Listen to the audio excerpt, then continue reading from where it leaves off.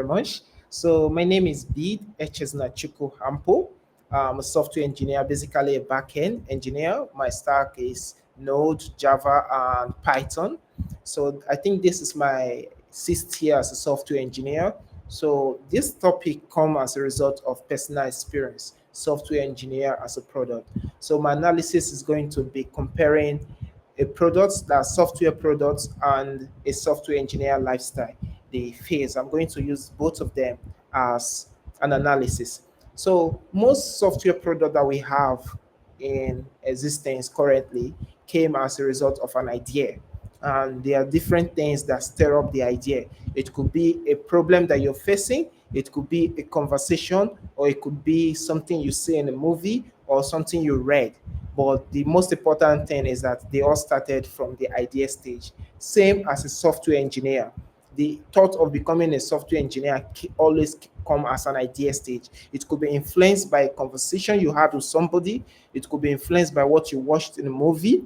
It could be influenced by what you read, or could be influenced by probably a family member. So everything started with the idea stage. Now, for a software product, after the idea stage, sometimes it could die from that idea stage. Sometimes it could come into development. Same as a software engineer, you could have the idea and probably not worked on it, or probably worked on it, but you did not continue. Now, let's talk about successful products. The most important thing about most successful products that have stand the test of time is that they solve a problem. Any software product, in as much as it's very useful, it's very important, the key factor of it being successful is that it's solving a problem. There's a need for it. Sometimes there is an existing product that is already serving the need. Probably this product is serving the need better, or this product is just creating a new need for it. For example, now, before the existence of phone, people were using their wristwatch to check time. Now there's phone. Most people, I hardly put on wristwatch because of time. Wristwatches is now like a luxury. It's no longer for the purpose of checking time, because your phone can basically do that. So probably a software product can actually be solving a need, an existing need, or create a new need. Now, you becoming a software engineer, before you choose a skill as a software engineer, you need to ask yourself that this skill that I'm learning, is there a need for it? Is there a demand for it? Now, demand of a skill varies from country to country. I get me. So the first thing you need to even check as a software engineer is to understand your geography. Are you getting me? You need to know your if is the skill that I'm learning, is there a market for it in my ecosystem, or do I need to change my environment, or can I create a market for it? If there's no existing market for it, if there's no existing need for that skill you're learning to learn, then you need to create a need for it. If you can't do these two things, it's either you leave the location, go to a location where there's a need for it, or you create a need for it, or you learn the skill where there is a need for it. So that is the three most important thing you need to consider as a software engineer. Before picking the skill from the idea stage, the first thing you need to do is understand your geography. Now, if your skill is something that probably I can be in Nigeria and work anywhere else in the world, you need to understand your the what word will I use? You need to understand the restriction that your geographical location will subject you into. Basically, there was a time in Nigeria where getting a foreign gig is very easy. Yeah, all you just need is a skill. As long as you have the skill, you'll get the job. Are you getting me? As long as you qualify. Right now, it's a little bit hard. I don't know if it's because of our economy or if it's because of the bad image of our government, but it's a little bit hard now. So right now, they also for you to get a foreign gig as a Nigerian, you basically have to pray to God, to your creator, or whatever you believe in, or you need to change your location.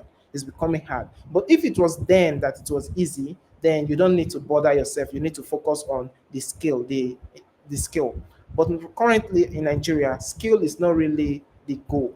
The need for the market is also the goal. So as a software engineer, before you pick any skill, understand the ecosystem of your country, or if you live in the country, fine. But you need to understand the need, the demand for that skill you are learning, and your ability to create a market for it. Secondly, Most software engineer, I don't know about your country, but speaking from my experience in my country, most software engineer that I have come across became software engineer as a means to survive, as a means to earn, as a means to survive.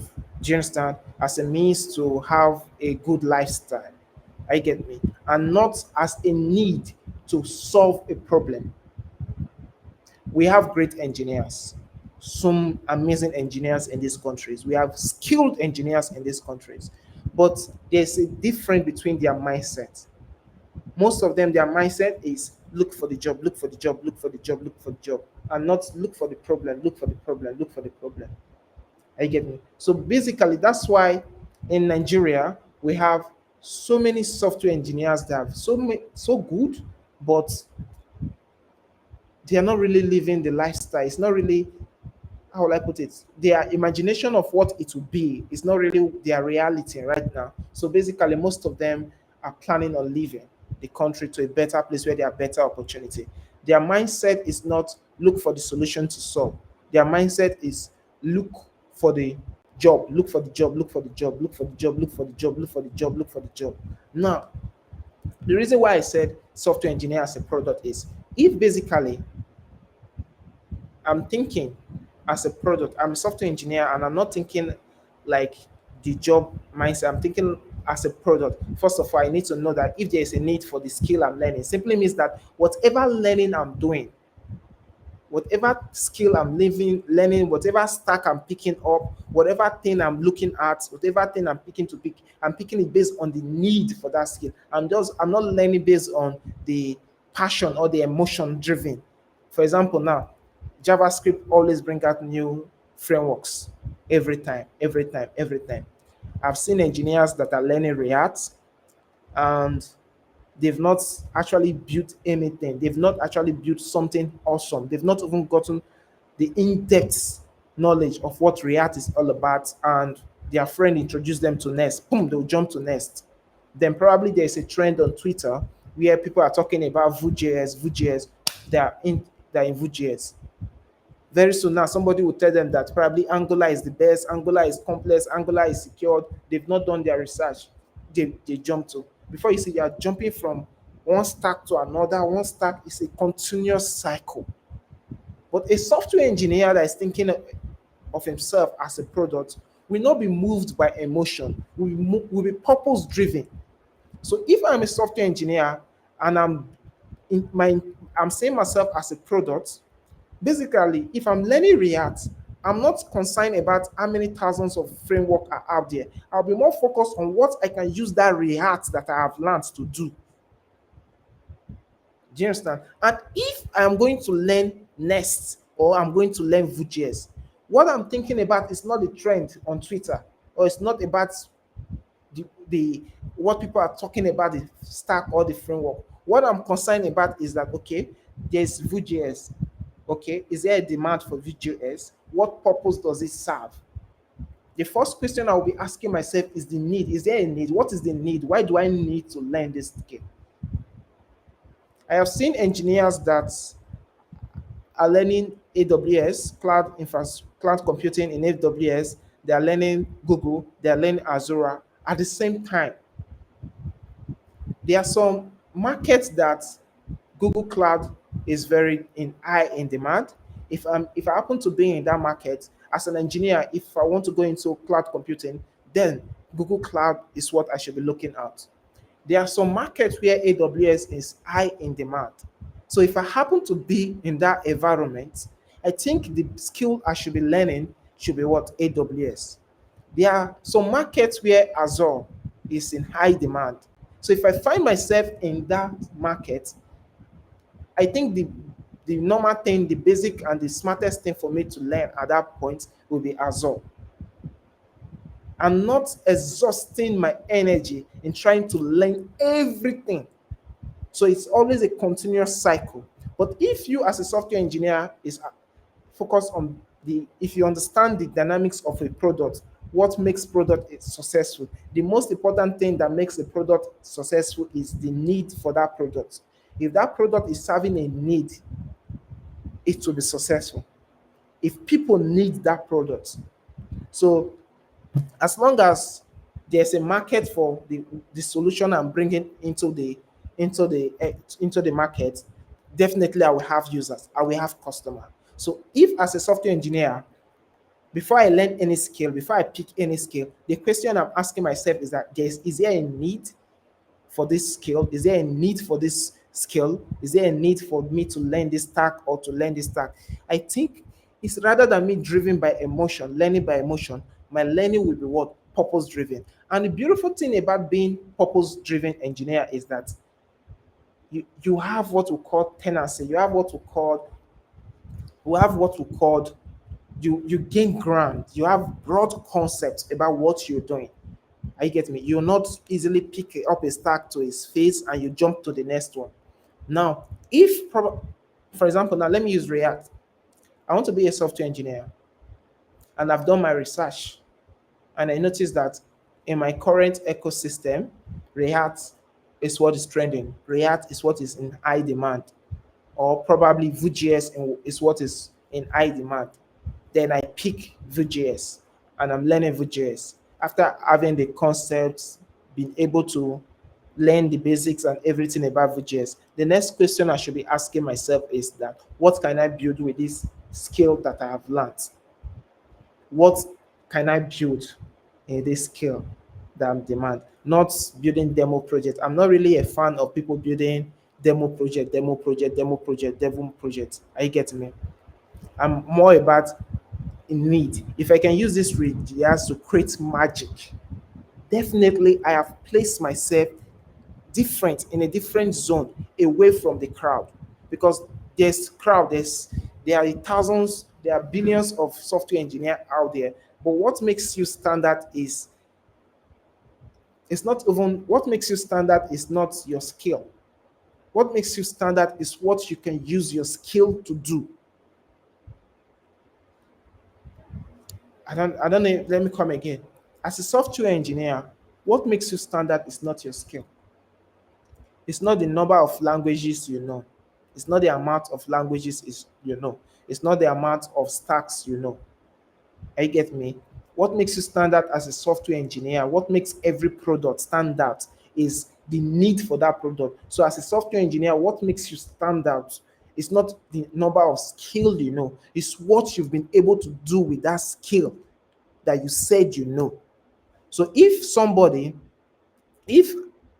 as a software engineer, all the whole as a front end engineer, all I know is React, and I've been able to use just that React that I know to create magic, to create amazing things that people can actually use, and applying for a job. And I'm telling you that I've built this, and I've built this. I know React. It's React that I know, but I've been able to use this React to build this, build this, build this. As I'm mentioning what I'm building, I'm showing you what I've built. You can actually feel what I've built. You can actually test what I've built. You can actually use what I've built. It's different from somebody that has 15 skill and cannot show what they've done. So I think as a software engineer, you should be more focused, you should be more purpose driven, and you should be more focused on what you can use that skill to build rather than the accumulation of skill. I think that will make you stand out. So somebody asked, how about creativity? If you're constantly looking for a job, it is less creative, okay? In a less creativity. Okay, I'm coming. Let me read a message. Somebody asked me a question. How about creativity? If you're constantly looking for a job, is it less creativity in creating a product? Are we losing creativity this way? What about your thoughts about connection of creativity and surviving? Okay, survival is very important. Creativity is very important, and the need to survive can actually tamper with creativity. Yeah, if you grow up in an environment where becomes hard, surviving becomes hard.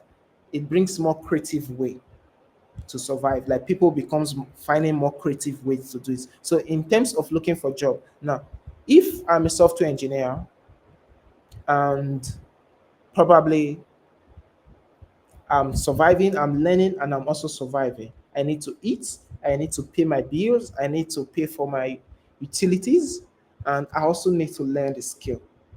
It simply means that I don't have all the time in the world and I don't have all the energy to devote into learning that skill because the work that I'm doing in order to survive is also demanding a lot from me. So it simply means I don't have enough time to waste. So if I'm going to dedicate my time into learning any skill, are you getting me? I need to be smart about it. So the first thing I will do, first of all, is that I will need to do research.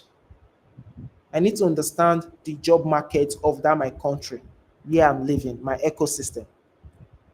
I need to understand the job market. I need to understand the ecosystem of my environment. I need to understand the job market very well.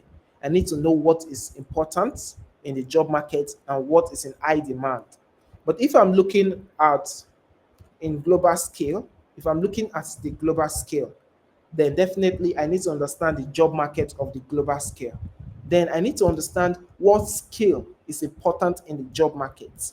Now, when I've been able to identify what is important in the global scale, what skill is important in the global scale, then I need to know how long I need to understand what it takes to master that skill.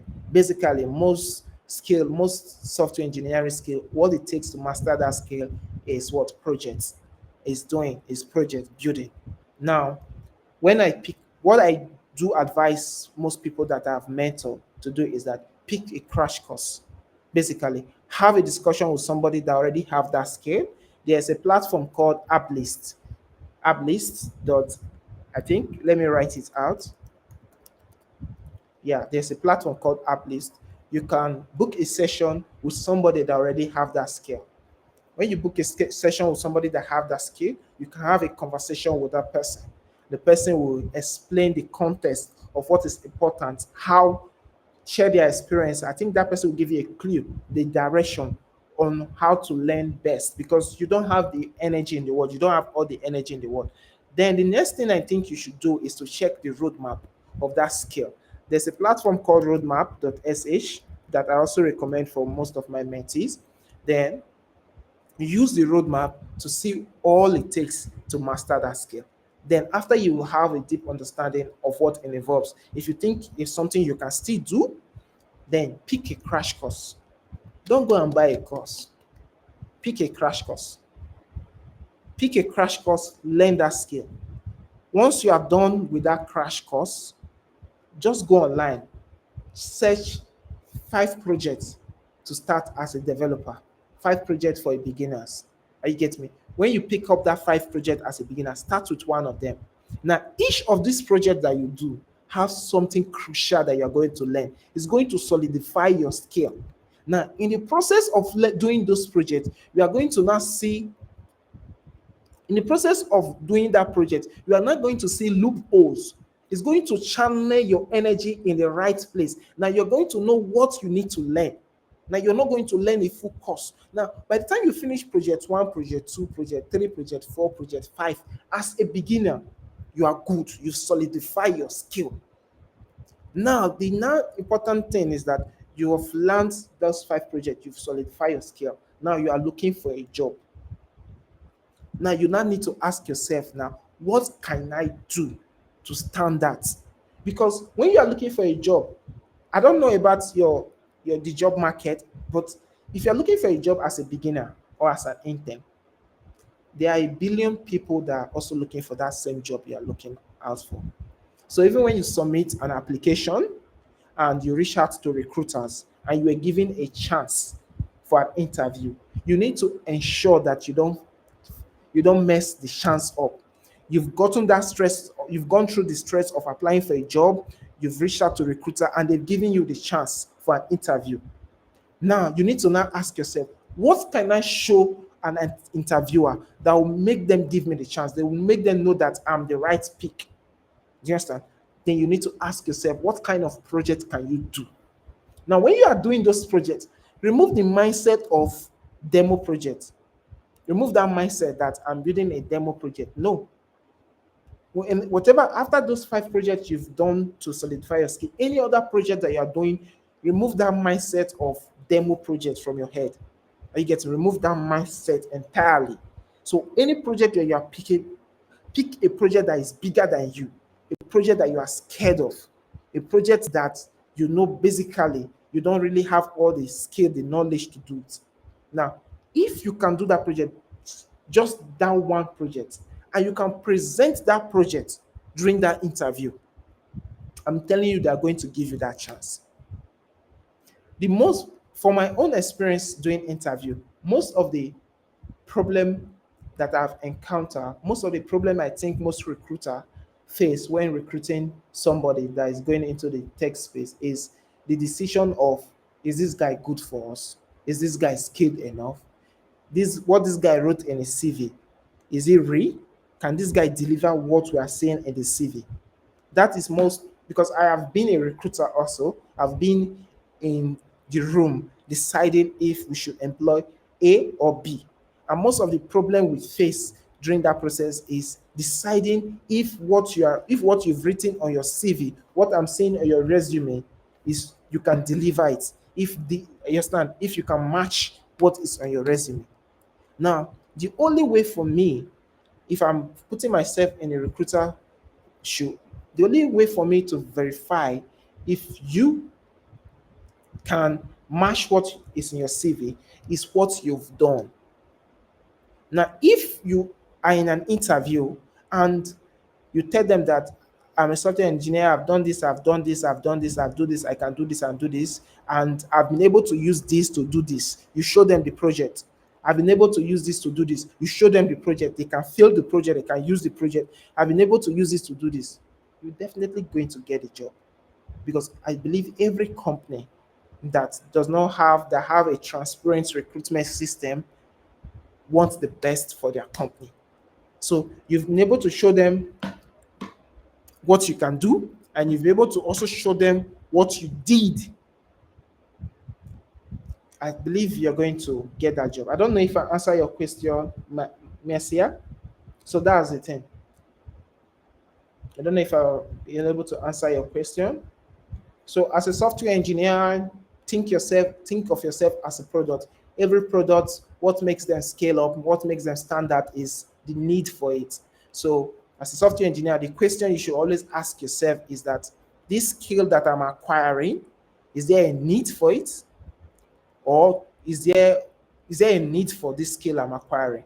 The second thing you should ask yourself again as a software engineer is that what can I do for me to be needed?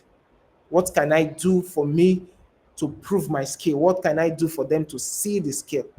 Now, there are other types of products. For example, now we have product like in the fashion industry, clothing lines.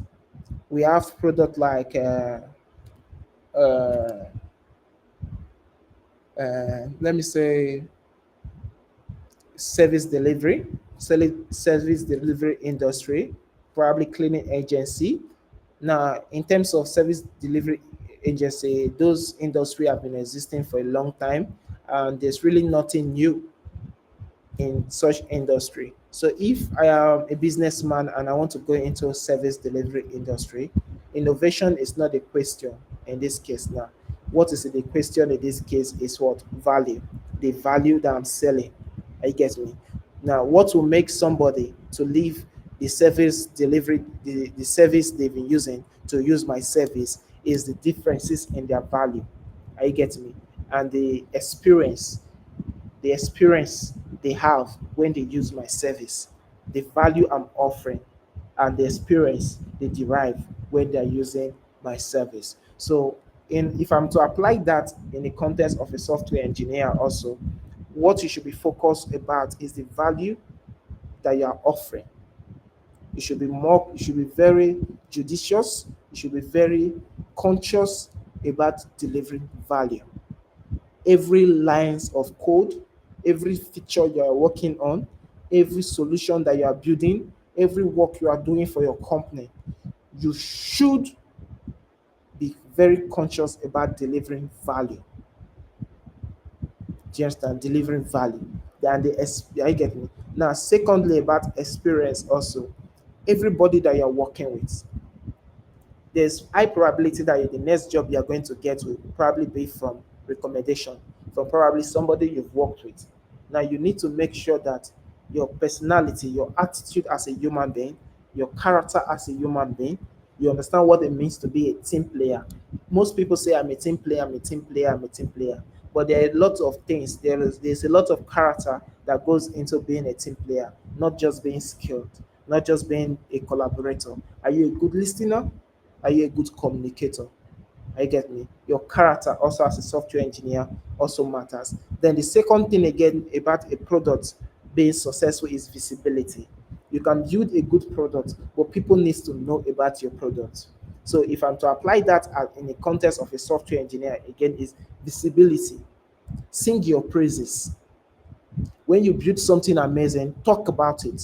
Share it. Share it in your community, share it in your LinkedIn, share it in your blog, share it. Talk about every amazing thing that you are building. If you build something amazing, talk about it. Are you get me? Sing your praises. Are you get me? Tell people to test it out. Tell people to criticize it. Tell people to drop their opinion. Sing your praises. So, know your need, learn skill based on need. Any skill you're acquiring, there should be a need for it. Secondly, give value.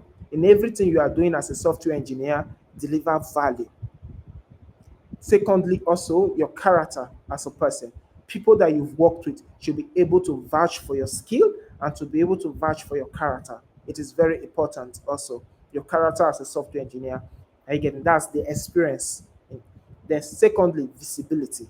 You need to sing your praises. So I'm going to write it out.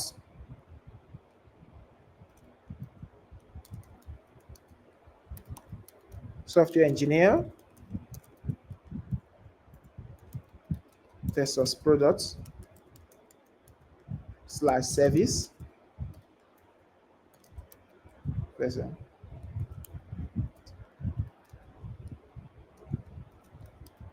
purpose driven learning. Purpose driven learning. Learn if there's a need for it, is a need for that skill. Secondly, is value and user value. Okay, always deliver value. Always deliver value. Second one is character. User experience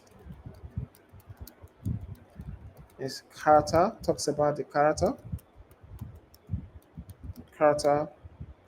of a software engineer.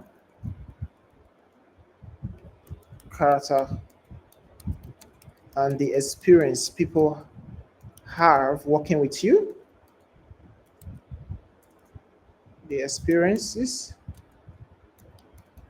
people have working with you is very important. Experiences. Experiences. People had working with you. That's user experience. And the other one again is visibility. Every good product needs to be visible.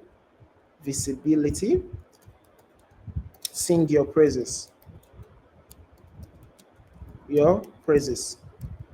Talk about your work. Talk about your work. Talk about your work. The feature you worked on. Features you worked on. Share your work. Share your work. Your solution. Your solution.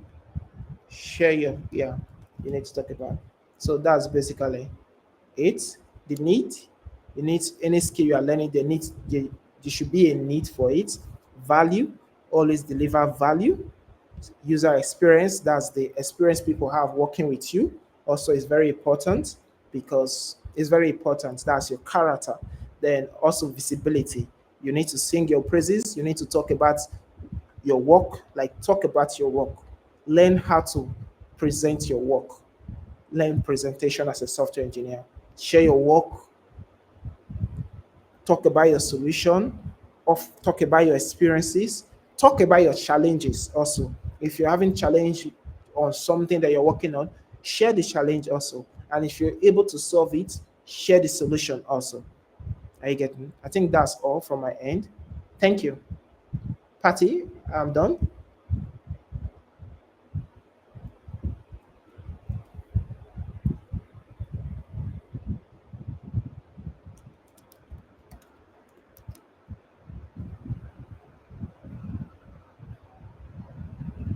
Great.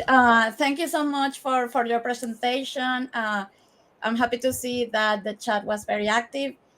So thank you again, everyone, for joining. And we have another session later today at 1 p.m. UK time if you want to join. And I'll again, join. Thank you so much. This session will be posted in our YouTube channel for Google Developer Groups Glasgow.